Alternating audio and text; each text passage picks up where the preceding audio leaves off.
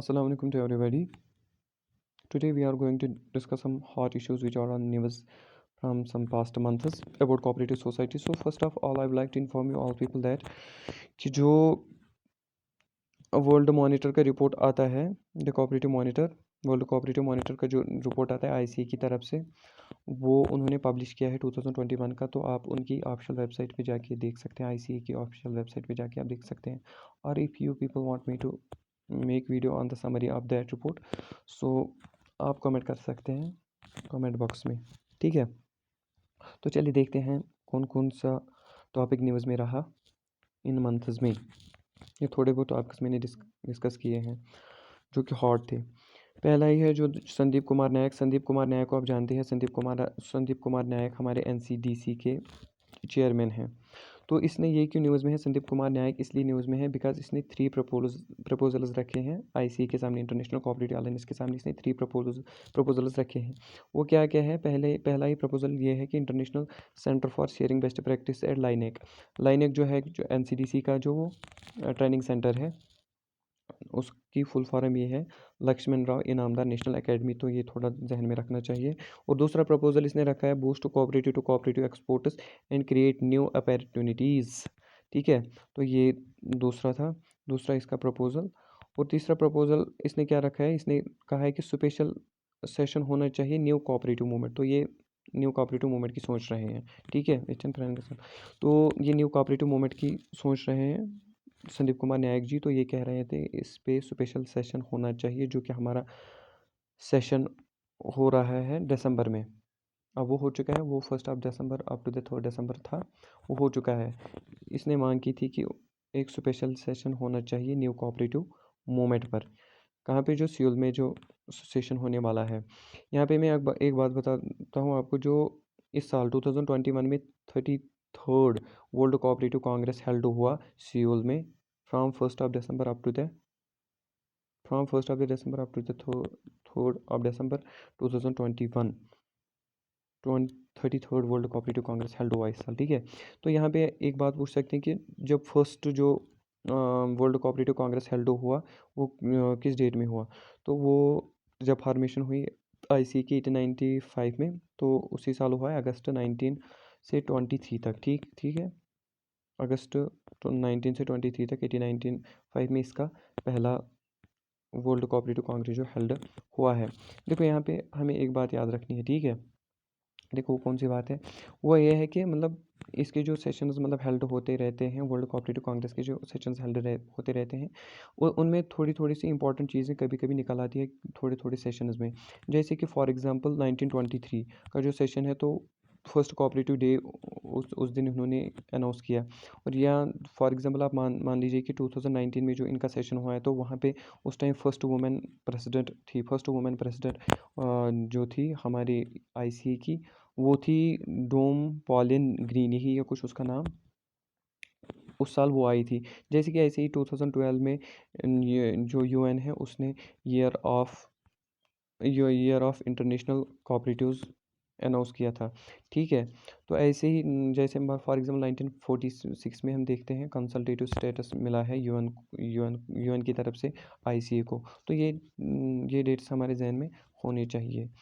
और ऐसे ही जैसे 2020 में global youth forum for entrepreneurship ये हुआ है 2022 में 2020 में। तो ये चीज़ें थोड़ी जहन में होनी चाहिए किस किस डेट पे कौन कौन सी चीज़ें आई जो इसका सेशन होता है, हर साल होता है तकरीबन।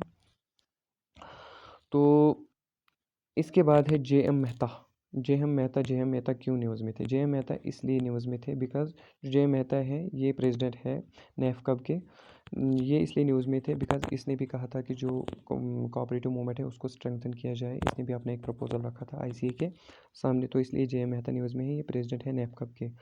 यही है national federation of urban cooperative banks and cooperative societies limited के ये चेयरमैन है हमारे जे एम मेहता जी। तो चंद्रपाल सिंह, इसको तो हमें याद रखना ही रखना होगा। इसकी बायोग्राफी पर भी आ सकते हैं। फॉर एग्जांपल थोड़ा बहुत ये इसने कहाँ से स्टार्ट किया अपना सफ़र, इसने जर्नी कहाँ से स्टार्ट की है? संभव शायद यूपी से इसने स्टार्ट किया है। फिर बहुत से कोऑपरेटिव यूनियंस के चेयरमैन भी रहे हैं। लेकिन चंद्रपाल सिंह न्यूज़ में इसलिए इस टाइम है because Chandrapal Singh is the first Indian who became the ICA Asia Pacific president. ये फर्स्ट इंडियन रहे हैं जो ICA एशिया पैसिफिक के प्रेसिडेंट बने इस साल। ठीक है, तो इसने 108 वोटों से जीता है वहाँ पे। ICA एशिया पैसिफिक में ये उसके प्रेसिडेंट रहे इस साल। और इसका जो राइवल था वो एक जापानी लेडी थी। ठीक है, तो ये आज ये प्रेसिडेंट है कृभा कोके। ठीक है, तो व्हाट यू में से कि आप कुछ भी प्रोनाउंस कर सकते हैं, I don't know the actual pronunciation. So Dilip Singh ji हमारी न्यूज़ में हैं। दिलीप सिंह जी क्यों न्यूज़ में हैं? बिकॉज ये प्रेसिडेंट ऑफ NCU आए हैं, कंटिन्यूसली आता रहता है। तो ये इंसान को थोड़ा जहन में होना चाहिए। इसके बाद है हमारा थोड़ा बहुत मैं आपको बताता हूँ इंटरनेशनल कोऑपरेटिव अलाइंस, मतलब फॉर एग्जांपल जो है international cooperative alliance Asia Pacific जो है उसके बारे में आपको मैं थोड़ा बहुत बताता हूँ। ठीक है, तो उसके जो चेयरमैन है जो वो है मिस्टर ली शुनशेंग, चेयरमैन है जो चाइना के हैं, नाम से ही पहचाना होगा आपने। और दूसरा है हमारा इसके जो वाइस चेयरमैन है वो यही है चंद्रपाल सिंह यादव जी, जो इस साल उसके प्रेसिडेंट थे एशिया पैसिफिक के। ठीक है, ये इंडियन मेंबर है और इसके डायरेक्टर भी इंडियन मेंबर ही है मिस्टर बाला सुब्रमण्यम अय्यर से आप पहचानते होंगे कि ये साउथ इंडिया का ही होगा। तो दूसरा जो तीसरी बात न्यूज़ में थी वो है इफ़को के बारे में। इफ़को के बारे में तो आपने सुना होगा, वो ये कि ये इसकी फर्स्ट रैंक मंगाई है तकरीबन top 300 cooperative in the world. IFFCO की फार्मर्स फर्टिलाइजर्स कोऑपरेटिव जो है, तो इसके बारे में आप डिटेलर पढ़ सकते हैं। और अगर आप इन छोटी छोटी चीज़ों पे लाइक कि जो इनके मतलब जो इम्पोर्टेंट डेट्स हैं रहे हैं इंटरनेशनल कोऑपरेटिव अलायंस के, या बाकी चीज़ों पे आप छोटे छोटे मतलब शॉर्ट वीडियोस चाहते हैं तो आप कमेंट बॉक्स में रिप्लाई कर सकते हैं।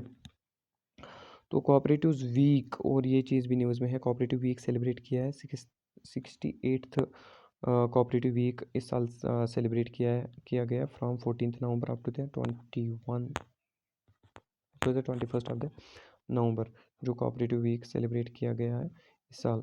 और अगर आप इन छोटी छोटी चीज़ों पे चाहते हैं कि मैं वीडियो बनाऊँ, लाइक कि for example the important dates of ICA, या फॉर एग्जांपल ये है अबाउट ICAAP आप जानना चाहते हैं, और अबाउट चंद्रपाल जानना चाहते हैं, और एनी अदर जो भी आपका मतलब जिस पे मतलब आपको वीडियो चाहिए तो आप कमेंट बॉक्स में लिख सकते हैं। एंड मोस्ट इम्पॉर्टेंट ये है कि अनाउंसमेंट ये है कि ये वीडियोस खाली नॉलेज शेयर करने के लिए है, ना ही चैनल सब्सक्राइब करने के लिए, ना ही लाइक करने के लिए, ना ही व्यूज़ बढ़ाने के लिए। लेकिन जो मेरे पास नॉलेज है वो आप तक पहुंचेगी। और अगर आपको इसमें कुछ क्वेरी लगती है तो कमेंट बॉक्स में आप लिख सकते हैं आराम से। आप सीधे लिख सकते हैं कि इसमें ये क्वेरीज थी, आप आराम से लिख सकते हैं। ठीक है, ये मसला नहीं है no subscription, no likers, no views, no इस चीज़ के लिए नहीं, बल्कि जो आपके पास नॉलेज होगी वो मुझ तक पहुँचेगी, जो मेरे पास नॉलेज होगी वो आप तक पहुँचेगी। ठीक है, सो अगर आप चाहते हैं कि और भी टॉपिक्स पे वीडियो बनाने हैं तो आप कमेंट में लिख सकते हैं जो न्यूज़ में होंगे। तब तक के लिए अल्लाह हाफिज़, अल्लाह निगहबान।